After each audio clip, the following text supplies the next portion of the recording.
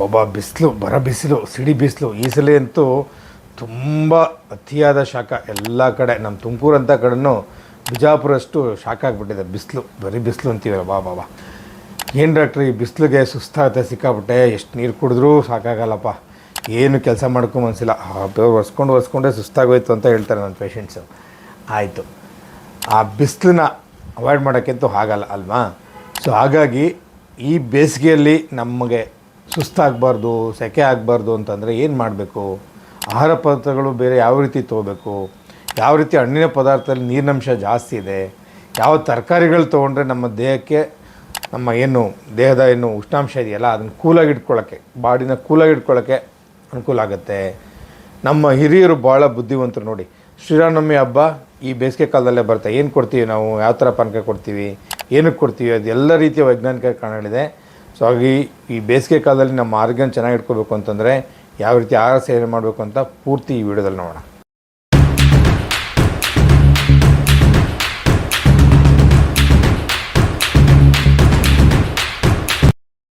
ನೋಡಿಗಳೇ, ತುಂಬ ಬಿಸಿಲು ಜಾಸ್ತಿ ಆಗಿ ಏನಾಗುತ್ತೆ, ಜಾಸ್ತಿ ಬೆವರು ಅಲ್ವಾ, ಎಲ್ಲ ಒರೆಸ್ಕೊತಾ ಇರ್ತೀವಿ, ಸೆಕೆ ಎಲ್ಲ ಒರೆಸ್ಕೊಳ್ಳೋದು ಏನಪ್ಪ ಅಂತ ನೋಡಿ. ಬೆವರು ಕೂಡ ನಮ್ಮ ದೇಹ ಒಂದು ಮೆಕ್ಯಾನಿಸಮ್, ನಮ್ಮ ಬಾಡಿ ಟೆಂಪ್ರೇಚರ್ ಮೇಂಟೈನ್ ಮಾಡೋಕ್ಕೆ. ಏನಾಗುತ್ತೆ ಬೆವ್ರದಾಗ ಆಟೋಮೆಟಿಕ್ಕಾಗಿ ನಮ್ಮ ದೇಹದಲ್ಲಿನ ಕೆಲವು ನೀರಿನಂಶ ಹೊರಗಡೆ ಬರುತ್ತೆ, ಜೊತೆಗೆ ಬಾಡಿ ಟೆಂಪ್ರೇಚರ್ ಕೂಡ ಕೂಲ್ ಆಗುತ್ತೆ. -1 ಡಿಗ್ರಿ -2 ಕೂಲ್ ಆಗುತ್ತೆ. ನೀವು ಬರೋ ತಕ್ಷಣ ಚರ್ಮ ನೋಡಿ ಎಲ್ಲ ಕೂಲಾಗಿರುತ್ತೆ. So this one of the mechanism, ದೇಹದಲ್ಲಿರುವಂಥ ಒಂದು ಮೆಕ್ಯಾನಿಸಮ್ ನಮ್ಮ ಬಾಡಿನ ಕೂಲಾಗಿ ಮೇಂಟೈನ್ ಮಾಡೋಕ್ಕೆ. ಹಾಗಾಗಿ ಬೆವರು ಯಾಕಪ್ಪ ಬರುತ್ತೆ, ಬೇಜಾರಾಗುತ್ತೆ, ಕೆಲವ್ರಿಗೆಲ್ಲ ಸ್ಮೆಲ್ ಬರುತ್ತೆ ಕಂಕ್ಳದೆಲ್ಲ, ಬೆವರು ಬಂದರೆ ಅಸಹ್ಯ ಸರ್ ಅನ್ಕೋಬೇಡಿ. ಬೆವರೋದು ಬೇಸಿಗೆ ಕಾಲದಲ್ಲಿ ಸಹಜ. ಬೆವರೋದು ನಿಮ್ಮ ಆರೋಗ್ಯಕ್ಕೆ ಭಾಳ ಅನುಕೂಲ, ನಿಮ್ಮ ದೇಹದ ಟೆಂಪ್ರೇಚರ್ನ ಮೇಂಟೈನ್ ಮಾಡೋಕ್ಕೆ ಬಾಡಿಲಿರುವಂಥ ಒಂದು ಮೆಕ್ಯಾನಿಸಮ್ ಅಂತ ಅನ್ಕೋಬೋದು. ಸೊ ಹಂಗಾಗಿ ಬೆವರು ಬರೋದು ಒಳ್ಳೆಯದು. ಬಟ್ ಬೆವ್ರ ಜೊತೆ ಏನಾಗುತ್ತೆ ಹೇಳಿ, ಸುಸ್ತಾಗುತ್ತೆ, ನಿಮಗೆ ಡಿಹೈಡ್ರೇಷನ್ ಅಂತ, ಅದು ಜಾಸ್ತಿ ಬೆವರು ಬಿಟ್ಟು ತಿಂದ್ಕೊಳ್ಳಿ, ನೀರು ಚೆನ್ನಾಗಿ ಕುಡಿಯೋಲ್ಲ, ಅವಾಗ ಏನಾಗುತ್ತೆ, ಡಿಹೈಡ್ರೇಷನ್ ಆಗುತ್ತೆ ಬಾಡಿಯಲ್ಲಿ. ಡಿಹೈಡ್ರೇಷನ್ ನಿರ್ಜಲೀಕರಣ ಅಂತೇಳಿ, ದೇಹದಲ್ಲಿ ನೀರಿನ ಅಂಶ ಕಡಿಮೆ ಆಗುತ್ತೆ. ನೀರಿನ ಅಂಶ ಕಡಿಮೆ ಆದರೆ ಹೆಂಗೆ ಸರ್ ಗೊತ್ತಾಗುತ್ತೆ, ಒಂದು ತುಟಿ ನೋಡಿ ಎಲ್ಲ ಒಣಗಿಬಿಟ್ಟಿರುತ್ತೆ. ಅಯ್ಯೋ ತುಟಿ ಎಲ್ಲ ಒಣಗ್ತಾಯಿಪ್ಪ, ಹಾಗೆಲ್ಲ ಹಿಂಗೆ ಮಾಡ್ಕೊತಾ ಇರ್ತೀವಲ್ವಾ. ನಾಲ್ಗೆ ಕೂಡ ಒಣಗಿಬಿಟ್ಟಿರುತ್ತೆ, ಮಾತು ಕೂಡ ಸರಿಯಾಗಿ ಆಗೋಲ್ಲ, ತೊದಲು ಬರ್ತಾ ಇರುತ್ತೆ, ಮೌತ್ ಡ್ರೈ ಆಗಿರುತ್ತೆ, ಲಿಪ್ಸು ಮತ್ತು ಮೌತ್ ಡ್ರೈ ಆಗಿರುತ್ತೆ ಅಲ್ವಾ. ಜೊತೆಗೆ ನೀವು ನೋಡಿರ್ಬೋದು ಡಿಹೈಡ್ರೇಷನ್ ಆದಾಗ ಎಸ್ಪೆಷಲಿ ಪುಟ್ಟ ಮಕ್ಕಳಲ್ಲಿ ವಾಂತಿ ಭೇದಿ ಸಿಕ್ಕಾಡೆ ಜಾಸ್ತಿ ಆಗಿರುತ್ತೆ. ಅದರಲ್ಲಿ ಡಿಹೈಡ್ರೇಷನ್ ಲೆವೆಲ್ಸ್ ಇದೆ. ಸೊ ಕೆಲವರಿಗೆ ತೀರಾ ಡಿಹೈಡ್ರೇಷನ್ ಅಂದರೆ ಕಂಪಲ್ಸರಿ ಅಡ್ಮಿಷನ್ ಮಾಡಿ IV ಫ್ಲೂಯಿಡ್ಸ್ ಕೂಡ ಹಾಕುವಂಥ ಚಾನ್ಸ್ ಇದೆ. ಸೊ ಆ ರೀತಿ ಆಗೋ ತನಕ ಬಿಡಬಾರ್ದು. ಹಾಗಾಗಿ ಡಿಹೈಡ್ರೇಷನ್ ಆಗ್ದಂಗೆ ನೋಡ್ಕೋಬೇಕು. ಅದಕ್ಕೆ ಯಾವ ರೀತಿ ಆಹಾರ ಪದಾರ್ಥ ತೊಗೋಬೇಕು ಎಲ್ಲ ಡೀಟೇಲಾಗಿ ನೋಡೋಣ ಅಂತ ಆಗ್ತಾಯ್ತಾ. ಡಾಕ್ಟರ್, ಯಾವ್ಯಾವ ಹಣ್ಣು ತಿಂದರೆ ನಮ್ಮ ದೇಹದಲ್ಲಿ ನೀರಿನಂಶ ಹೆಚ್ಚಾಗುತ್ತೆ ಮತ್ತು ನೀರಿನಂಶ ನಮ್ಮ ದೇಹದಲ್ಲಿ ಇಟ್ಕೋಬೇಕು ಅಲ್ವಾ. ನೀವು ಕುಡಿದಷ್ಟು ಹೊಟ್ಟೋಗ್ತಾ ಇದ್ದರೆ ಉಪಯೋಗ ಅಲ್ಲ, ಅದು ನಮ್ಮ ದೇಹದಲ್ಲಿ ಸ್ಟೋರ್ ಆಗಬೇಕು ಸ್ವಲ್ಪ ಮಟ್ಟಿಗೆ. ಯಾವ್ಯಾವ ಹಣ್ಣು ನೋಡಿ ನಮ್ಮ ಪ್ರಕೃತಿ ಎಷ್ಟು ಚೆನ್ನಾಗಿದೆ ಅಂಥೇಳಿ ಅಲ್ವಾ. ನೋಡಿ ಅದಕ್ಕೆ ಹೇಳ್ತೇವೆ ಹಿತಬುಕ್, ಮಿತಮುಕ್, ಋತಮುಕ್ ಅಂತ. ಋತಮುಕ್ ಅಂದರೆ ಋತುದಲ್ಲಿ ಸಿಗುವಂಥ ಆಹಾರ ಪದಾರ್ಥ ತಿನ್ನಿ ಅಂತ. ನೋಡಿ ಬೇಸಿಗೆಯಲ್ಲಿ ನಮ್ಮ ಋತುಗಳಲ್ಲಿ ನೋಡಿ ಎಷ್ಟು ಚೆನ್ನಾಗಿದೆ. ಕಿಂಗ್ ಆಫ್ ಫ್ರೂಟ್ಸ್ ಅಂತ ಯಾವುದು, ಮಾವಿನ ಹಣ್ಣು ಬೇಸಿಗೆ ಕಾಲದಲ್ಲೇ ಬರೋದು ಅಲ್ವಾ. ನಮಗೆಲ್ಲ ಚಿಕ್ಕ ಮಕ್ಕಳಿದ್ದಾಗ ಬೇಸಿಗೆ ಕಾಲ ಅಂದ ತಕ್ಷಣ ನಮ್ಮ ಅಜ್ಜಿ ಮನೆಯವ್ರು ಏನು ಸಿಗುತ್ತಪ್ಪ, ಮಾವಿನ ಹಣ್ಣು ಸಿಗುತ್ತೆ ಅಂತ ಒಂದು ಖುಷಿ ಅಲ್ವಾ. ಸೊ ನೋಡಿ ಬೇಸಿಗೆ ಕಾಲದಲ್ಲಿ ಅದೇ ಬೇಕಾದಂಥ ಫ್ರೂಟ್ಸ್ ಸಿಗುತ್ತೆ. ಕಲ್ಲಂಗಡಿ ಹಣ್ಣು ಸಿಗುತ್ತೆ. ಶ್ರೀರಾಮನವಮಿ ಇವತ್ತು ಅಲ್ವಾ, ಇವತ್ತು ಏಪ್ರಿಲ್ 17ನೇ ತಾರೀಕು ಶ್ರೀರಾಮನವಮಿಯ ವಿಜೃಂಭಣೆ ನಡೆಸ್ತಾ ಇದ್ದೀವಿ. ಜೊತೆಗೆ ಈ ವರ್ಷ ನಮ್ಮ ರಾಮಲಲ್ಲನ ಅಯೋಧ್ಯೆಯಲ್ಲಿ ಕೂಡ ಪಟ್ಟಾಭಿಷೇಕ ಆಗಿದ್ದು, ಹಾಗಾಗಿ ಈ ವರ್ಷ ನಮ್ಗೆ ಇನ್ನೂ ಜೋರಾದಂಥ ಜೋಶಲ್ಲಿ ಶ್ರೀರಾಮನವಮಿ ಆಚರಿಸ್ತಾ ಇದ್ದೀವಿ. ಎಲ್ಲಿ ನೋಡಿದ್ರೂ ಏನು ಕೊಡ್ತಾ ಇರ್ತಾರೆ, ಹೆಸರು ಬೇಳೆ ಕೊಡ್ತಿರ್ತಾರೆ. ಹೆಸರು ಬೇಳೆದು ನೀರಿನಂಶ ಜಾಸ್ತಿ ಇರುತ್ತೆ. ಪಾನಕಗಳು, ಎಲ್ಲ ರೀತಿಯ ಪಾನಕಗಳು ಅಲ್ವಾ, ನಿಂಬೆಹಣ್ಣು ಪಾನಕ ಇರ್ಬೋದು, ಬೇಲ್ದಣ್ಣು ಪಾನಕ ಮಾಡ್ತಾರೆ. ಅದಾದಮೇಲೆ ಕೆಲವರು ಪಪ್ಪಾಯ ಹಣ್ಣಲ್ಲಿ ಮಾಡ್ತಾರೆ. ಎಲ್ಲ ರೀತಿಯ ನಿಂಬೆಹಣ್ಣು, ಪ್ರತಿಯೊಂದು ರೀತಿಯಂಥ ಹಣ್ಣುಗಳಲ್ಲಿ ನಾವು ಪಾನಕ ಮಾಡ್ಕೊಂಡು ಕುಟ್ಕೊಳ್ತೀವಿ ಅಲ್ವಾ. ಸೊ ಕರ್ಪೂಜದ ಹಣ್ಣು ಬರುತ್ತೆ ಈ ರೀತಿ. ಸೊ ಈ ಹಣ್ಣಿನಂಶದಲ್ಲೆಲ್ಲ ಯಥೇಚ್ಛವಾಗಿ ನೀರಿದೆ ನೋಡಿ. ನಮ್ಮ ಸಂಪ್ರದಾಯ ಏನಿದೆಯಲ್ಲ, ನಮ್ಮ ಸಂಪ್ರದಾಯದಲ್ಲಿ ಹಿರಿಯರು ಭಾಳ ಒಂದು ಸೈಂಟಿಫಿಕ್ ಅಂತ ರೀಸನ್ ಹಿಡ್ಕೊಂಡೆ ಈ ರೀತಿಯ ಹಬ್ಬ ಹರಿದಿನಗಳನ್ನು ಆ ಟೈಮಲ್ಲಿ ನೋಡಿ. ಶ್ರೀರಾಮನವಮಿ ಅಂತ ತಲೆಗೆ ಬರೋದೆ ಏನು, ಪಾನಕ, ಹೆಸರು ಬೇಳೆ ಅಂತ. ಸೊ ಆ ಪಾನಕದಲ್ಲಿ ಕುಡಿದಾಗ ಆಟೋಮೆಟಿಕ್ಕಾಗಿ ನಿಮಗೆ ನೀರಿನ ಅಂಶ ಜಾಸ್ತಿ ಸಿಗುತ್ತೆ ನೋಡಿ. ಕಲ್ಲಂಗಡಿನೇ ಸಾಧಾರಣ 90-92% ಅದರಲ್ಲಿ ನೀರಿನ ಅಂಶ ಇರುತ್ತೆ. ಸೊ ಜೊತೆಗೆ ಅದರಲ್ಲಿ ಬೇಕಾದ ಕೆಲವು ಖನಿಜಾಂಶಗಳು, ಪೊಟ್ಯಾಷಿಯಮು, ಮೆಗ್ನೀಷಿಯಮು ಕೂಡ ಇರುತ್ತೆ. ಸೊ ಅವು ದೇಹಕ್ಕೆ ಹೋಗುತ್ತೆ. ಸೊ ಹಾಗಾಗಿ ಈ ರೀತಿಯ ಹಣ್ಣುಗಳು ಯಾವುದ್ರಲ್ಲಿ ಹಣ್ಣಿನಲ್ಲಿ ನೀರಿನಂಶ ಜಾಸ್ತಿ ಇದೆಯಲ್ಲ ಆ ಹಣ್ಣುಗಳನ್ನ ಉಪಯೋಗಿಸಿದಾಗ ಜ್ಯೂಸ್ ಮುಖಾಂತರ ಉಪಯೋಗಿಸ್ಬೋದು. ಇಲ್ಲ ಕಟ್ ಮಾಡಿಕೊಂಡು ನಾವೇನೋ ಸ್ವಲ್ಪ ಅದಕ್ಕೆ ಸಕ್ಕರೆನ ಉಪ್ಪು ಹಾಕ್ಕೊಂಡು ತಿನ್ಬೋದು.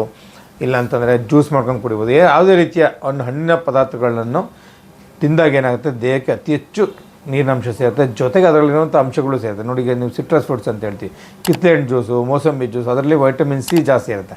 ವೈಟಮಿನ್ ಸಿ ಜಾಸ್ತಿ ಇದ್ದರೆ ಆಟೋಮೆಟಿಕಾಗಿ ದೇಹ ರೀಜನರೇಷನ್ ಪವರ್ಗೆ ಹೆಲ್ಪ್ ಆಗುತ್ತೆ, ನಮ್ಮ ಬಾಡಿ ಇಮ್ಯುನಿಟಿ ಕೂಡ ಚೆನ್ನಾಗುತ್ತೆ. ಸೊ ಹಾಗಾಗಿ ಈ ಹಣ್ಣುಗಳನ್ನು ತಿನ್ನೋದ್ರಿಂದ ಬರೀ ನಮಗೆ ನೀರಿನ ಅಂಶ ಒಂದೇ ಅಲ್ಲ, ಅದಕ್ಕೆ ಬೇಕಾದಂಥ ಒಂದೊಂದು ರೀತಿಯ ವೈಟಮಿನ್ಸ್ಗಳು, ಖನಿಜಾಂಶಗಳು ಯಥೇಚ್ಛವಾಗಿ ಸಿಗೋದ್ರಿಂದ ನಮಗೆ ಆರೋಗ್ಯ ಕೂಡ ಚೆನ್ನಾಗಿ ವೃದ್ಧಿಸುತ್ತೆ, ಜೊತೆಗೆ ನೀರಿನ ಅಂಶ ಕೂಡ ದೇಹದಲ್ಲಿ ಚೆನ್ನಾಗಿ ಉಳ್ಕೊಳ್ಳುತ್ತೆ. ಗೆಳೆಯರು, ಯಾವ್ಯಾವ ತರಕಾರಿಗಳಲ್ಲಿ ನೀರಿನ ಅಂಶ ಜಾಸ್ತಿ ಇರುತ್ತೆ ಅಂತ ತಿಳ್ಕೊಳ್ಳೋಣ. ನೀವು ಸಾಧಾರಣ ಈ ಕೋಸ್ಟಲ್ ಏರಿಯಾ ಅಂತ ಹೇಳ್ತೀವಿ, ಮಂಗಳೂರು ಆ ಕಡೆ ಎಲ್ಲ ಹೋದರೆ, ತಪ್ಪರ ಈ ಮಲೆನಾಡುಗಳಲ್ಲಿ ಹೋದರೆ ಅಲ್ಲಿ ಯಥೇಚ್ಛವಾಗಿ ತಂಬುಳಿ ಅಂತ ಉಪಯೋಗಿಸ್ತಾರೆ. ತಂಬುಳಿ ಎಲ್ಲ ರೀತಿಯ ತರಕಾರಿಗಳು ತಂಬುಳಿ ಮಾಡ್ತಾರೆ. ಅವರು ಹೀರೆಕಾಯಿ ಸಿಪ್ಪೆಲ್ಲಿ ಕೂಡ ತಂಬುಳಿ ಮಾಡ್ತಾರೆ, ಸೌತೆಕಾಯಿ ಸಿಪ್ಪೆಲ್ಲಿ ತಂಬುಳಿ ಮಾಡ್ತಾರೆ. ಸೊ ಎಷ್ಟೊಂದು ಸಾಧಾರಣ ಒಂದು 50-60 ರೀತಿಯ ತಂಬುಳಿಗಳಿರುತ್ತೆ ನೋಡಿ. ಅಲ್ಲಿ ಉಷ್ಣ ಜಾಸ್ತಿ ಅಲ್ವಾ, ತಾಪಮಾನ ಜಾಸ್ತಿ. ಮಂಗಳೂರು ಅಂತ ಕಡೆ ಕೋಸ್ಟಲ್ ಏರಿಯಾಗಳಲ್ಲಿ ನಾತೆ ಸಿಕ್ಕಾಬಡೆ ಸೆಕೆ, ಅಲ್ಲಿ ಬೆವರು ಜಾಸ್ತಿ, ಬೆವರಾಗೋದು ಜಾಸ್ತಿ. ಸೊ ಹಾಗಾಗಿ ಏನಾಗುತ್ತೆ, ಅಲ್ಲಿಗೆ ನಮ್ಮ ದೇಹಕ್ಕೆ ನೀರಿನ ಅಂಶ ಹಿಡಿದುಕೋಬೇಕಂದ್ರೆ ಈ ಥರ ತರಕಾರಿಗಳು ಜಾಸ್ತಿ ಉಪಯೋಗಿಸ್ಬೇಕು. ಹಾಗಾಗಿ ತಂಬುಳಿ ಜಾಸ್ತಿ ಉಪಯೋಗಿಸ್ತಾರೆ. ಸೌತೆಕಾಯಿ ಸಾಧಾರಣ 92-95% ತನಕ ನೀರಿನ ಅಂಶ ಜಾಸ್ತಿ. ನಿಮ್ಗೆ ಗೊತ್ತಿದೆಯಲ್ಲ, ನಮಗೆ ಸೌತೆಕಾಯಿ ಯಾವಾಗ ತಿನ್ಬೇಕು ಅನ್ಸಲ್ಲ. ಅದೇ ನಾವು ಬಸ್ಸಲ್ಲಿ ಹೋಗುವಾಗ ಏನಾಗುತ್ತೆ, ಅಂಗಡಿ ನಾವು ಎಸ್ಪೆಷಲಿ ನಮ್ಮ ಟೋಲ್ಗೇಟಲ್ಲಿ ಸೌತೆಕಾಯಿ ಮಾರ್ಕೊಂಬರ್ತಿತ್ತು, ನೋಡಿದ ತಕ್ಷಣ ತಿನ್ಬೇಕನ್ಸುತ್ತೆ. ಯಾಕೆಂದರೆ ನಿಮ್ಮ ದೇಹದಲ್ಲ ಮೆಕ್ಯಾನಿಸಮ್.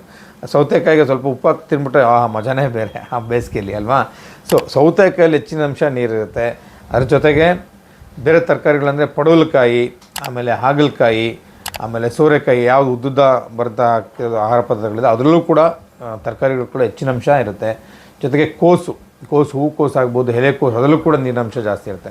ಸೊ ಈ ರೀತಿಯ ಜೊತೆಗೆ ನಿಮ್ಮ ಬೀಟ್ರೂಟಲ್ಲೂ ಅಷ್ಟೇ, ಮೂಲಂಗಿಯಲ್ಲೂ ಅಷ್ಟೇ, ಕ್ಯಾರೆಟಲ್ಲೂ ಅಷ್ಟೇ, ಈ ಥರ ಆಹಾರ ಪದಾರ್ಥಗಳಲ್ಲಿ ನೀರಿನಂಶ ಜಾಸ್ತಿ. ನೋಡಿ, ಈ ಥರ ಆಹಾರ ಪದಾರ್ಥ ನೀವು ಉಪಯೋಗಿಸಿದಾಗ ಏನಾಗುತ್ತೆ, ಅದ್ರಲ್ಲಿ ನೀರಿನಂಶ ಕೂಡ ಸೇರುತ್ತೆ. ಜೊತೆಗೆ ನಾನು ಹೇಳಿದಂಗೆ ಫ್ರೂಟ್ಸ್ ಇರೋದ್ರಿಂದ, ವೆಜಿಟೇಬಲ್ಸ್ರಿಂದ ಅದರಲ್ಲಿ ಸಂಬಂಧಪಟ್ಟಂತಹ ಏನು ನಮಗೆ ದೇಹಕ್ಕೆ ಆರೋಗ್ಯಕ್ಕೆ ಬೇಕಾದಂತಹ ಖನಿಜಾಂಶಗಳಿರ್ಬೋದು, ಮಿನರಲ್ಸ್ ಇರ್ಬೋದು, ವೈಟಮಿನ್ಸ್ ಇರ್ಬೋದು, ಅಥವಾ ಮೈಕ್ರೋ ಮಿನರಲ್ಸ್ ಇರ್ಬೋದು, ಅವೆಲ್ಲ ನಮ್ಮ ದೇಹಕ್ಕೆ ಸಿಗೋದ್ರಿಂದ ಏನಾಗುತ್ತೆ, ಆಟೋಮೆಟಿಕ್ಕಾಗಿ ನಮ್ಮ ದೇಹದ ಆರೋಗ್ಯಕ್ಕೆ ವೃದ್ಧಿಸುತ್ತೆ. ಜೊತೆಗೆ ಬೇಸಿಗೆಯಲ್ಲಿ ಈ ರೀತಿಯ ಹಣ್ಣು ತರಕಾರಿಗಳನ್ನ ಹೆಚ್ಚು ಉಪಯೋಗಿಸೋದ್ರಿಂದ ನಮ್ಮ ದೇಹದಲ್ಲಿ ಕೂಡ ಹೆಚ್ಚಿನ ನೀರಿನಂಶವನ್ನು ಹಿಡಿದುಕೊಳ್ಳೋಕೆ ಅನುಕೂಲ ಆಗುತ್ತೆ. ಜೊತೆಗೆ ನಮ್ಮ ದೇಹದಲ್ಲಿರುವಂಥ ಏನು ಬಾಡಿಯ ಸಮತೋಲನ ಇದೆಯಲ್ಲ, ವಾಟರ್ ಹೈಡ್ರೇಷನ್, ಅದು ಕೂಡ ಮೇಂಟೈನ್ ಆಗುತ್ತೆ. ಟೊಮೊಟೊ ಭಾಳ ಇಂಪಾರ್ಟೆಂಟು. ಟೊಮೊಟೊ ಹಣ್ಣ ತರಕಾರಿನ ಅಲ್ವಾ. ಸೊ ಫ್ರೂಟ್ಸಲ್ಲಿ ಹಾಕ್ಬೋದು ಹಣ್ಣು, ಟೊಮೊಟೊ ಹಣ್ಣು ಅಂತ ಹೇಳ್ತೀವಿ, ಫ್ರೂಟ್ಸಲ್ಲಿ ಹಾಕ್ತೀವಿ, ಹಾಕಲ್ಲ. ಟೊಮೊಟೊಲ್ಲಿ ಕೂಡ ಲೈಕೋಪಿನ್ ಅಂತ ಇರುತ್ತೆ ಗೆಳೆಯರು, ಅದು ಭಾಳ ಆ್ಯಂಟಿ ಆಕ್ಸಿಡೆಂಟ್ ಅಂತ ಹೇಳ್ತೀವಿ, ಭಾಳ ಒಳ್ಳೆಯದದು. ಸೊ ಹಾಗೆ ನೀವು ಟೊಮೊಟೊ ಹಣ್ಣು ಹಸಿ ಹಣ್ಣೆ ತಿನ್ಬೋದು, ನೀವು ತಿನ್ನಿ, ನಿಮ್ಮ ಮಕ್ಕಳು ಕೊಡಿ ಅಲ್ವಾ. ಟೊಮೊಟೊ ಭಾಳ ಒಳ್ಳೆಯದು, ಅದರಲ್ಲಿ ನೀರಿನಂಶ ತುಂಬ ಜಾಸ್ತಿ ಇರುತ್ತೆ. ಅದರಲ್ಲೂ ಕೂಡ ವೈಟಮಿನ್ ಎ, ವೈಟಮಿನ್ ಕೆ ಎಲ್ಲ ಇರುತ್ತೆ. ಜೊತೆಗೆ ನೀರಿನಂಶ ಯಥೇಚ್ಛವಾಗಿರುತ್ತೆ. ಜೊತೆಗೆ ಲೈಕೋಪಿನ್ ಇರುತ್ತೆ, ಅದು ಕೂಡ ಟೊಮೊಟೊ ಭಾಳ ಒಳ್ಳೆಯದು. ನೀವು ಅದನ್ನು ಹಸಿಯಾಗಿ ಕೂಡ ತಿನ್ಬೋದು, ತರಕಾರಿನ ಹಸಿಯಾಗಿ ಕೂಡ ತಿನ್ಬೋದು. ಹಸಿ ತರಕಾರಿ ತಿನ್ನೋದು ಭಾಳ ಒಳ್ಳೆಯದು. ಊಟದ ಸಲಾಡ್ ಅಂತ ಹಾಕ್ಕೊಳ್ತೀವಲ್ಲ, ನಾವು ತರಕಾರಿನ ಹಚ್ಬಿಟ್ಟು ಸಲಾಡ್ ಹಾಕೋ. ಎಸ್ಪೆಷಲಿ ನಾನು ಹುಬ್ಳಿಯಲ್ಲಿ MBBS ಮಾಡಿದ್ದು, ಅಲ್ಲೆಲ್ಲ ನಮಗೆ ಊಟದ ಜೊತೆ ತಾಟ್ ಅಂತ ಇರ್ತವೆ, ತಾಟದ ಜೊತೆ ಎಲ್ಲ ತರಕಾರಿಗಳನ್ನ ಹಚ್ಕೊಟ್ಬಿಟ್ಟಿರ್ತಾರೆ. ಬೀಟ್ರೂಟ್ ಇರುತ್ತೆ, ಕ್ಯಾರೆಟ್ ಇರುತ್ತೆ, ಮೂಲಂಗಿ ಇರುತ್ತೆ, ಸೊಪ್ಪುಗಳೆಲ್ಲ ಇಟ್ಟಿರ್ತಾರೆ. ಸೊ ಇವುಗಳೆಲ್ಲ ಯಥೇಚ್ಛವಾಗಿ ಬಳಸೋದು ಏನಾಗುತ್ತೆ, ದೇಹಕ್ಕೆ ಹೆಚ್ಚಿನ ನೀರಿನಂಶ ಕೂಡ ಸೇರುತ್ತೆ. ಜೊತೆಗೆ ಆಹಾರ ಪದಾರ್ಥಗಳು ನಮ್ಮ ಖನಿಜ ಪದಾರ್ಥಗಳು ಹೆಚ್ಚಿರುತ್ತೆ. ಗೆಳೆಯರೆ, ಹಾಲು, ಮಿಲ್ಕ್ ಆ್ಯಂಡ್ ಮಿಲ್ಕ್ ಪ್ರಾಡಕ್ಟ್ಸ್ ಅಂತೀವಿ. ಹಾಲನ್ನ ನಾವು ಕಂಪ್ಲೀಟ್ ಫುಡ್ ಅಂತ ಹೇಳ್ತೀವಲ್ವಾ. ಹಾಲನ್ನು ನಾವು ಯಥೇಚ್ಛವಾಗಿ ಬಳಸೋದ್ರಿಂದ ಬೇಸಿಗೆ ಕಾಲದಲ್ಲಿ ಸಾಕಷ್ಟು ನೀರಿನಂಶ ಇದ್ದೇ ಇರುತ್ತೆ.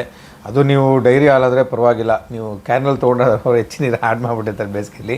ಸೊ ಹಾಗೆ ನೀರಿನ ಅಂಶ ಹಾಲಿನಲ್ಲಿ ಕೂಡ ಚೆನ್ನಾಗಿ ಸಿಗುತ್ತೆ. ಅದ್ರ ಜೊತೆಗೆ ನಿಮಗೆ ಹಾಲು ಬಗ್ಗೆ ಗೊತ್ತಾ, it's complete food, calcium rich ಇರುತ್ತೆ, ಎಲ್ಲ ರೀತಿಯಂಥ ಪೋಷಕಾಂಶಗಳಿಂದ ಹಾಲನ್ನ ಯಥೇಚ್ಛವಾಗಿ ಬಳಸ್ಬೋದು. ಹಾಲಲ್ಲಿ ಸಿಗುತ್ತೆ. ಜೊತೆಗೆ ಇನ್ನೊಂದು ಇಂಪಾರ್ಟೆಂಟ್ ಅಂದರೆ ಮೊಸರನ್ನ ನೀವು ಸ್ವಲ್ಪ ಸಕ್ಕರೆ ಹಾಕ್ಕೊಂಡು ತಿಂದರೆ ಭಾಳ ಖುಷಿಯಾಗಿ ಸಿಗುತ್ತಲ್ವಾ. ಮತ್ತು ಬೇರೆ ಕಡೆ ಲಸ್ಸಿ ಅಂತ ಮಾಡ್ಕೊಡ್ತಾರೆ, ಮೊಸರು ಲಸ್ಸಿ ಮಾಡ್ತಾರೆ. ಲಸ್ಸಿ ಕುಡಿದ್ರೆ ಇನ್ನೂ ಒಳ್ಳೆಯದು ಆರೋಗ್ಯಕ್ಕೆ. ಗಟ್ಟಿ ಮೊಸರು ಇರುತ್ತಲ್ಲ, ಅದರಲ್ಲೂ ಕೂಡ ರಿಚ್ ಕ್ಯಾಲ್ಸಿಯಂ ಇರುತ್ತೆ. ಜೊತೆಗೆ ನಮಗೆ ನೀರಿನಂಶ ಕೂಡ ಸಿಗುತ್ತೆ. ಬೆಸ್ಟ್ ಅಂದರೆ ಮಜ್ಜಿಗೆ ಅಲ್ವಾ. ಹೇಗೆ ಮನೆಗೆ ಒಂದು ಅಜ್ಜಿ ಇರಬೇಕು ಅಂತಂಗೆ ಊಟದ ಕೊನೆಗೆ ಒಂದು ಮಜ್ಜಿಗೆ ಇರಬೇಕು ಅಂತ ಹೇಳ್ತಾರೆ. ಮಜ್ಜಿಗೆಯನ್ನು ತಿಂದರೆ ಒಂದು ಸಂಪ್ರದಾಯ. ಎಲ್ಲ ಊಟ ಆದಮೇಲೆ ಮಜ್ಜಿಗೆ ತೊಗೊಂಡು ಬರ್ತಾರೆ. ಸ್ವಲ್ಪ ಆದರೂ ನಾವು ಮಜ್ಜಿಗೆನ ಅನ್ನ ಸಮೇತ ತಿಂತೀವಿ, ಏನೋ ಒಂದು ಸಮಾಧಾನ. ಜೊತೆಗೆ ಮಜ್ಜಿಗೆ ಕುಡಿದ್ರೆ ಇನ್ನೂ ಒಳ್ಳೆಯದು, ಭಾಳ ದೇಹ ಕೂಡ ತಂಪಾಗಿರುತ್ತಲ್ವ. ಸೊ ಮಜ್ಜಿಗೆಯನ್ನು ನೀವು ಕಾಫಿ ಟೀ ಬದಲು ಮಜ್ಜಿಗೆ ಕುಡಿದ್ಬಿಟ್ರೆ ಅದು ಬೇಸಿಗೆ ಕಾಲದಲ್ಲಿ ಭಾಳ ಒಳ್ಳೆಯದು. ಸೊ ಮಜ್ಜಿಗೆಯನ್ನು ಯಥೇಚ್ಛವಾಗಿ ಬಳಸಿ. ಜೊತೆಗೆ ಮಜ್ಜಿಗೆ ಮತ್ತು ಮೊಸರಲ್ಲಿ ಏನಿರುತ್ತೆ ಅಂತಂದರೆ ಪ್ರೋಬಯೋಟಿಕ್ಸ್ ಅಂತ ಹೇಳ್ತೀವಿ. ಅದರಲ್ಲಿ ಕೆಲವಂತಹ ದೇಹಕ್ಕೆ ಬೇಕಾಗುವಂಥ ಗುಡ್ ಬ್ಯಾಕ್ಟೀರಿಯಾ ಅಂತ ಹೇಳ್ತೀವಿ. ಆ ಬ್ಯಾಕ್ಟೀರಿಯಾ ನಮ್ಮ ದೇಹದಲ್ಲಿ ಇಂಟೆಸ್ಟೈನ್ಸಲ್ಲಿ ಇರೋದ್ರಿಂದ ಏನಾಗುತ್ತೆ, ದೇಹದಲ್ಲೂ ಕೂಡ ನಮ್ಮ ಆರೋಗ್ಯಕ್ಕೆ ಕೂಡ ಭಾಳ ಒಳ್ಳೆಯದ ಗುಡ್ ಬ್ಯಾಕ್ಟೀರಿಯಾಸು. ಜೊತೆಗೆ ಅವು ಕೂಡ ಕೆಲವು ಲ್ಯಾಕ್ಟೋಬೆಸಿಲಸ್ ಅಂತ ಹೇಳ್ತೀವಿ, ಅವು ಕೂಡ ಪ್ರೋಬಯೋಟಿಕ್ಸ್ ಅಂತ ಹೇಳ್ತೀವಿ. ಅವುಗಳಲ್ಲಿ ಕೂಡ ಕೆಲವು ಒಳ್ಳೊಳ್ಳೆ ವಿಟಮಿನ್ಸ್ ಕೂಡ ಬ್ಯಾಕ್ಟೀರಿಯಾನೇ ಸಣ್ಣ ಕರುಳಲ್ಲಿ ದೊಡ್ಡ ಕರುಳಲ್ಲಿ ಉತ್ಪತ್ತಿ ಮಾಡುತ್ತೆ. ಸೊ ಹಾಗಾಗಿ ಮೊಸರನ್ನ ಯಥೇಚ್ಛವಾಗಿ ಬಳಸೋದು ಏನಾಗುತ್ತೆ, ಅದರಲ್ಲಿರುವಂಥ ಪೋಷಕಾಂಶ ಜೊತೆಗೆ ಆ ಪ್ರೋಬಯೋಟಿಕ್ಸ್ ಕೂಡ ನಮ್ಮ ದೇಹದಲ್ಲಿ ಸೇರೋದ್ರಿಂದ ಏನಾಗುತ್ತೆ, ನಮ್ಮ ಗಟ್ ಹೆಲ್ತ್ ಅಂತ ಹೇಳ್ತೀವಿ, ಗಟ್ ಹೆಲ್ತ್ ಕೂಡ ಚೆನ್ನಾಗಿ ಇಂಪ್ರೂವ್ ಆಗುತ್ತೆ. ಸೊ ಹಾಗಾಗಿ ಮೊಸರನ್ನ, ಮಜ್ಜಿಗೆಯನ್ನು, ಹಾಲನ್ನು ಯಥೇಚ್ಛವಾಗಿ ಬಳಸಿ ಗೆಳೆಯರೆ. ಸೊಪ್ಪುಗಳನ್ನ ಯಥೇಚ್ಛವಾಗಿ ಬಳಸೋದ್ರಿಂದ ನಮ್ಮ ದೇಹಕ್ಕೆ ಸಾಕಷ್ಟು ತಂಪು ಕೊಡುತ್ತೆ. ನಾವು ಆವಾಗಲೇ ಹೇಳಿದ ತಂಬುಳಿ ಅಂತೇಳಿ, ಪ್ರತಿಯೊಂದು ಸೊಪ್ಪು ಹಾಕಿ ಒಂದು 100-150 ಥರ ತಂಬುಳಿ ಮಾಡ್ತಾರೆ. ಸೊ ಯಾವುದೇ ರೀತಿಯ ಸೊಪ್ಪಿನ ಅಂಶನ ನಾವು ಬೇಸಿಗೆ ಕಾಲದಲ್ಲಿ ಉಪಯೋಗಿಸಿದಾಗ ದೇಹನ ಕರೆಕ್ಟಾಗಿ ತಂಪು ಮಾಡೋ ಸೊಪ್ಪು ತಂಪು ಅಂತ. ಸೊ ತಂಪು ಕೊಡುತ್ತೆ. ಹಾಗಾಗಿ ಎಲ್ಲ ರೀತಿಯ ಥರ ಸೊಪ್ಪುಗಳನ್ನ, ದಂಡಿ ಸೊಪ್ಪು ಇರ್ಬೋದು, ಪಲಾಕ್ ಸೊಪ್ಪು ಅಂತ ಅದು ಕೂಡ ಭಾಳ ತಂಪು. ಜೊತೆಗೆ ನೀವು ಸೊಪ್ಪು ತಿನ್ನೋದ್ರಿಂದ ಗ್ರೀನ್ ಲೀಫ್ ವೆಜಿಟೇಬಲ್ ಸಾಕಷ್ಟು ಐರನ್ ಅಂಶ ಇರುತ್ತೆ, ಬೇರೆ ಬೇರೆ ವೈಟಮಿನ್ ಕೆ, ಖನಿಜಾಂಶ ಸಾಧಾರಣ ಇದ್ದೇ ಇರುತ್ತೆ. ಸೊ ಹಾಗಾಗಿ ಸೊಪ್ಪಿನ ಚೆನ್ನಾಗಿ ಉಪಯೋಗಿಸ್ಬೇಕು. ಒಂದು. ಎರಡನೇದು, ನಾನು ನನ್ನ ಮಕ್ಕಳಿಗೆ, ನನ್ನ ಪೇರೆಂಟ್ಸ್ ಕರ್ಕೊಂಡ್ಬಂದಾಗ ನಾನು ಪೇಷಂಟ್ಸ್ಗೆ ಹೇಳ್ತಿರ್ತೀನಿ, ನೋಡಿ ನಾವು ಚಿತ್ರಾನ್ನ ಮಾಡ್ಬೋದು ಅಥವಾ ಉಪ್ಪಿಟ್ಟು ಮಾಡೋದ್ರಲ್ಲಿ ಏನಾಗ್ತೀವಿ, ಕೊತ್ತಂಬರಿ ಸೊಪ್ಪು ಹಾಕ್ತೀವಿ ಅಲ್ಲ. ಕೊತ್ತಂಬರಿ ಸೊಪ್ಪು ಒಂದು ಒಂದು ಒಂದು ಒಂದು ಹೊಸ ರುಚಿ ಕೂಡ ಕೊಡುತ್ತೆ ನಮಗೆ, ಜೊತೆಗೆ ಒಂದು ಡೆಲಿಷಿಯಸ್ ಫೀಲಿಂಗ್ ಕೊಡುತ್ತೆ, ಒಂದು ಒಳ್ಳೆ ಕಂಫರ್ಟ್ ಫೀಲಿಂಗ್ ಕೊಡುತ್ತೆ. ಆ ಒಂದು ರುಚಿನೂ ಚೆನ್ನಾಗಾಗುತ್ತೆ ಅಲ್ವಾ, ರುಚಿನೂ ಚೆನ್ನಾಗಿರುತ್ತೆ. ಜೊತೆಗೆ ನೋಡೋಕ್ಕೂ ಕಣ್ಣಿಗೂ ಒಂಥರ ಗ್ರೀನ್ ಇದ್ದೆ ಮಧ್ಯದಲ್ಲಿ ನೋಡೋಕ್ಕೆ ಖುಷಿ ಅಲ್ವಾ. ಸೊ ಹಾಗಾಗಿ ಅಂದ ಚಂದನೂ ಹೆಚ್ಚುತ್ತೆ ಆಹಾರ ಪದಾರ್ಥ, ಜೊತೆಗೆ ಅದರ ರುಚಿ ಕೂಡ ಹೆಚ್ಚುತ್ತೆ. ಸೊ ಹೆಚ್ಚಿನವ್ರು ಏನು ಮಾಡ್ತಾರೆ, ಕೆಲವು ನನ್ನ ಪೇಷಂಟ್ಸ್ ಹೇಳ್ತಾರೆ, ಏನೋ ತಿನ್ನುವಾಗ, ಚಿತ್ರಾನ್ನ ತಿನ್ನುವಾಗಲೇ ಆಗ್ಬೋದು ಅಥವಾ ಬೇರೆ ಎಣ್ಣೆ ತಿನ್ನುವಾಗ, ಉಪ್ಪಿಟ್ಟು ತಿನ್ನುವಾಗ ಏನಾಗುತ್ತೆ, ಕೆಲವರೆಲ್ಲ ಸೈಡ್ಗೆ ಎತ್ತಿಡೋದು, ಏನು ಕೊತ್ತಂಬರಿ ಸೊಪ್ಪು ಸಿಗ್ತಾ ಸೈಡ್ ತೆಗೆದಿಡೋದು. ಕರ್ಬೇವಿನ ಸೊಪ್ಪು ಹಾಕ್ತೀವಿ, ಕರ್ಬೇವಿನ ಸೊಪ್ಪನ್ನು ಸೈಡ್, ಕರ್ಬೇವಿನ ಸೊಪ್ಪು ತಿನ್ಬೇಕು ಹೇಳ್ಯಾರೆ. ಕರ್ಬೇವಿನ ಸೊಪ್ಪು ರಕ್ತ ಶುದ್ಧಿಗೆ ಭಾಳ ಹೆಲ್ಪ್ ಆಗುತ್ತೆ. ಜೊತೆಗೆ ಅದರಲ್ಲೂ ಕೂಡ ಕ್ಯಾಲ್ಶಿಯಂ ಅಂಶ ಇದೆ, ವೈಟಮಿನ್ ಕೆ ಇದೆ, ಮೆಗ್ನೀಷಿಯಮ್ ಇದೆ. ಸೊ ನೋಡಿ, ನಾವು ನಮ್ಮ ಅಜ್ಜಿಯಂದ್ರಾಗಲಿ, ನಮ್ಮ ತಂದೆ ತಾಯಿಯಂದರೆ ಆಗಲಿ, ಅಕ್ಕಂದರೆ ಆಗಲಿ, ಏನೇನು ಆಹಾರ ಪದಾರ್ಥದಲ್ಲಿ, ಉಪ್ಪಿಟ್ಟಲ್ಲಿ, ಚಿತ್ರಾನ್ನದಲ್ಲಿ ಅವ್ರೇನು ಹಾಕ್ತಾರಲ್ಲ ಅವಲಕ್ಕಿಲಿ, ಅದನ್ನೆಲ್ಲ ತಿನ್ನಬೇಕು, ಸೈಡ್ಗೆ ಹಾಕಲ್ಲ ಅಲ್ವಾ. ಕೆಲವು ಕಾಳುಗಳನ್ನೆಲ್ಲ ಸೈಡ್ಗೆ ಇಟ್ಬಿಡ್ತಾರೆ, ಆ ಥರ ಮಾಡಬೇಡಿ. ಏನು ನಿಮ್ಮ ತಟ್ಟಲ್ಲಿ ಇದೆಯಲ್ಲ, ಕರ್ಬೇವಿನ ಸೊಪ್ಪು ಮತ್ತು ಕೊತ್ತಂಬರಿ ಸೊಪ್ಪು ಅವನ್ನೆಲ್ಲ ಯಥೇಚ್ಛವಾಗಿ ತಿನ್ನಿಗಳಾರೆ. ಅದ್ರ ತಿಂಡಿಲಿ ಹಾಕಿದ್ದು ಕೂಡ ಒಂದು ತುತ್ತು ಸಮೇತ ಸೇರಿಸಿ ತಿನ್ಕೊಂಬಿಡಿ. ಅವಾಗ ಏನಾಗುತ್ತೆ, ನಿಮ್ಮ ಆರೋಗ್ಯನೂ ಅನುಕೂಲ ಆಗುತ್ತೆ, ಬೇಸಿಗೆ ಕಾಲದಲ್ಲೂ ಭಾಳ ಅನುಕೂಲ ಆಗುತ್ತೆ. ಸೊ ಹಾಗಾಗಿ ಸೊಪ್ಪುಗಳನ್ನ ಯಥೇಚ್ಛವಾಗಿ ತಿನ್ಕೊಳ್ಳಿ. ಜೊತೆಗೆ ಇನ್ನೊಂದು ಏನು ತಿನ್ನಬೇಕಪ್ಪ ಅಂತ, ಸೊಪ್ಪು ತರಕಾರಿಗಳು ಪಲಾಕೆಲ್ಲ ಹೇಳಿದೆ. ಜೊತೆ ಪುದೀನ ಸೊಪ್ಪು, ಪುದೀನದಲ್ಲಿ ನೀವು ಜ್ಯೂಸ್ ಮಾಡ್ಕೊಂಡು ಕುಡಿಬೋದು, ಅದು ಪುದೀನದನ್ನು ಇವನ್ ಆಹಾರ ಪದಾರ್ಥಗಳಿಗೆ ಪುದೀನ ಚಟ್ನಿ ಕೂಡ ಮಾಡ್ಕೊಂಡು ತಿನ್ಬೋದು. ಪುದೀನ ಭಾಳ ಒಳ್ಳೆಯದು, ಡೈಜೆಷನ್ಗೆ ಭಾಳ ಒಳ್ಳೆಯದು. ಜೊತೆಗೆ ಕೆಲವರಿಗೆಲ್ಲ ಸರಿಯಾಗಿ ಹೊಟ್ಟೆ ಉಬ್ಬರ ಇರುತ್ತೆ, ಗ್ಯಾಸ್ಟ್ರೈಟಿಸ್ ಪ್ರಾಬ್ಲಮ್ ಇರುತ್ತೆ, ಜೀರ್ಣ ಸರಿಯಾಗಲ್ಲ, ಪಚನಕ್ರಿಯೆ ಡೈಜೆಷನ್ ಸರಿಯಾಗಿ ಆಗ್ತಾಯಿರಲ್ಲ. ಸೊ ಪುದೀನವನ್ನು ನಾವು ಬಳಸಿದಾಗ ಏನಂತೆ, ಜೀರ್ಣಕ್ರಿಯೆ ಕೂಡ ಭಾಳ ಹೆಲ್ಪ್ ಆಗುತ್ತೆ. ಸೊ ಹಾಗೆ ಪುದೀನ ಕೂಡ ಒಂದು ಒಳ್ಳೆಯ ಸೊಪ್ಪು, ನಾವು ಎಕ್ಸ್ಪೆಷಲಿ ಬೇಸಿಗೆ ಕಾಲ ಉಪಯೋಗಿಸ್ಬರುವಂಥ ಸೊಪ್ಪು. ಜೊತೆಗೆ ಗೆಳೆಯರೆ, ತಿಳಿ ಸಾರು ಅಲ್ವಾ, ತಿಳಿ ಸಾರು, ಬೇಳೆ ಸಾರು, ಆಮೇಲೆ ನಮಗೆ ತೊಕ್ಕು, ಇಂಥದ್ದು ಜಾಸ್ತಿ ನೀರಿನಂಶ ಇರುವಂಥದ್ದು, ಮೆಣಸಿನ ಸಾರು, ತಿಳಿ ಸಾರುಗಳಲ್ಲಿ ಸಾಧಾರಣ ನಿಮ್ಗೆ ಗೊತ್ತಿದೆ ನೀರಿನಂಶನೇ ಜಾಸ್ತಿ ಇರುತ್ತೆ. ಸೊ ಯಾವ ಆಹಾರ ಪದಾರ್ಥ ತಿನ್ಬೇಕು ಸರ್ ಅಂತ, ಈ ಅನ್ನದ ಜೊತೆಗೆ ಈ ತಿಳಿ ಸಾರು, ದಾಲ್ ಕೂಡ ತಿನ್ಬೋದು. ದಾಲ್ ನಿಮ್ಗೆ ಗೊತ್ತಿದೆ, ಅಲ್ಲಿ ನಾವು ತೊಗರಿಬೇಳೆಲ್ಲ ಹಾಕಂದ್ರೆ ಅಲ್ಲಿ ಪ್ರೋಟೀನ್ ಅಂಶ ಕೂಡ ಸಿಗುತ್ತೆ, ಸಮತೋಲನ ಆಹಾರ ತಿನ್ನಂಗೂ ಆಗುತ್ತೆ. ಜೊತೆಗೆ ಈ ಆಹಾರ ಪದಾರ್ಥ ಚೆನ್ನಾಗಿ ಜೀರ್ಣ ಆಗುತ್ತೆ, ಪಚನಕ್ರಿಯೆ ಚೆನ್ನಾಗತ್ತೆ ಗೆಳೆಯರೆ. ಎಸ್ಪೆಷಲಿ ಬೇಸಿಗೆ ಕಾಲದಲ್ಲಿ ಜೀರ್ಣ ಸ್ವಲ್ಪ ಶಕ್ತಿ ಕಡಿಮೆ ಆಗೋದ್ರಿಂದ ಸಾಧಾರಣ ನಾವು ಭಾಳ ಸುಲಭವಾಗಿ ಜೀರ್ಣ ಆಗುವಂಥ ಆಹಾರ ಪದಾರ್ಥಗಳನ್ನ ತೊಗೋಬೇಕಾಗತ್ತೆ. ಸೊ ಹಾಗಾಗಿ ಈ ರೀತಿಯ ಆಹಾರ ಪದಾರ್ಥಗಳನ್ನ ತೊಗೊಂಡಾಗ ಏನಾಗುತ್ತೆ, ಜೀರ್ಣಕ್ರಿಯೆನೂ ಚೆನ್ನಾಗುತ್ತೆ, ಬೇಸಿಗೆಗಳು ಅನುಕೂಲ ಆಗುತ್ತೆ. ಸೊ ಹಾಗಾಗಿ ಇದು ಭಾಳ ಇಂಪಾರ್ಟೆಂಟು. ಎಲ್ಲದಕ್ಕಿಂತ ಮುಖ್ಯವಾಗಿ ಗೆಳೆಯರೆ, ನಾನು ಏನು ಹೇಳ್ತೀನಿ ಅಂದರೆ, ಎಳ್ನೀರು ಗೊತ್ತಲ್ಲ, ಎಳ್ನೀರು, ಟೆಂಡರ್ ಕೋಕೋನಟ್ ಅಂತೇಳಿ ಎಳ್ನೀರು ಭಾಳ ಒಳ್ಳೆಯದು, ಎಸ್ಪೆಷಲಿ ಬೇಸಿಗೆಯಲ್ಲಿ ಅಲ್ವಾ.